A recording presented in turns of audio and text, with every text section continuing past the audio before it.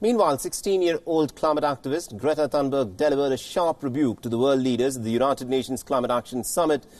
She slammed and also teared up during her speech as she said that the leaders' inaction over global warming was failing the future generations and also pushing the world towards an era of mass extinction. Now, Greta Thunberg had inspired a climate strike across the globe ahead of the crucial summit, and millions of people from more than 150 countries had rallied calling for climate justice. Listen in to what 16-year-old Greta Thunberg had to say at the United Nations. For more than 30 years, the science has been crystal clear. How dare you continue to look away and come here saying that you're doing enough when the politics and solutions needed are still nowhere in sight? You say you hear us and that you understand the urgency. But no matter how sad and angry I am, I do not want to believe that. Because if you really understood the situation and still kept on failing to act, then you would be evil, and that I refuse to believe. And also there's this interesting video that has in fact gone viral of Greta Thunberg glaring at US President Donald Trump as he arrived at the UNGA in New York.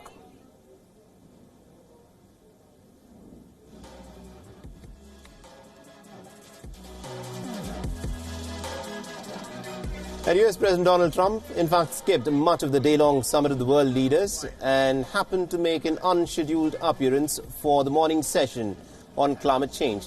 Now, Trump arrived at the venue minutes after the Indian Prime Minister began his speech and then stayed there for less than 15 minutes.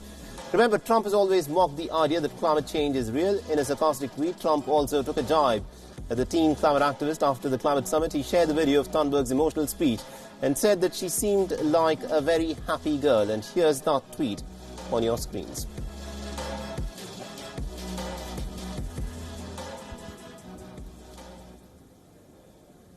All right, now the world leaders also discussed rainforest protection during a high-level meeting organized by France. French President Emmanuel Macron, German Chancellor Angela Merkel and Chilean President Sebastián Piñera called for concrete actions to protect the Amazon and other rainforests.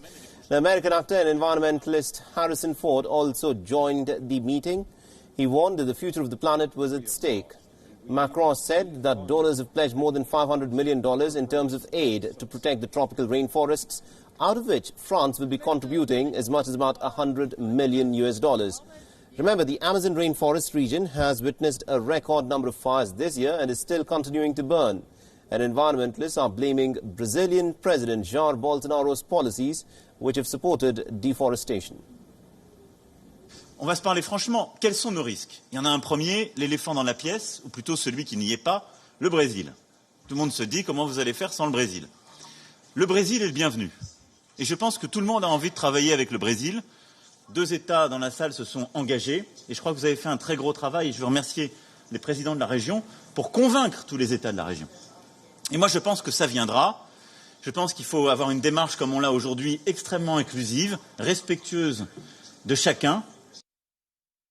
The Bolsonaro has also been criticized for his response to the fires raging in the Amazon. He'll be heading to the United Nations to deliver a speech today to diffuse the international outcry.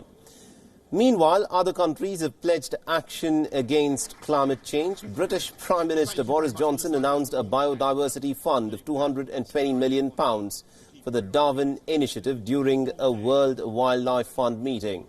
The Darwin Initiative is a British agency that works to reverse the loss of endangered species.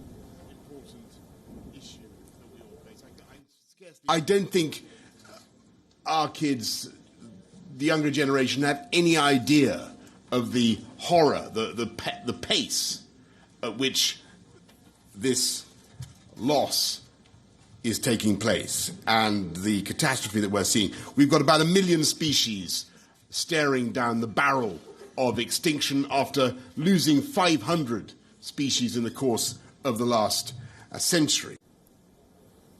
And also billionaire philanthropist Bill Gates has announced $790 million in collaboration with the World Bank and some other European governments. The fund will help small farmers to adapt to climate change.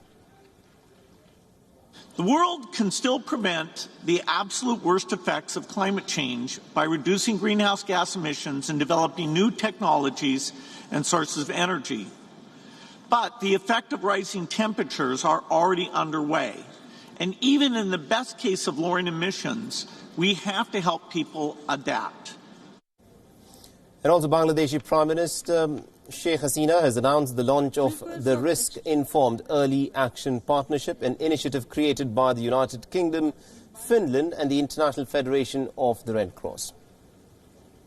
The REAP aims to make 1 billion people around the world safer from disasters by 2025 by bringing the humanitarian, development and climate communities together in their action.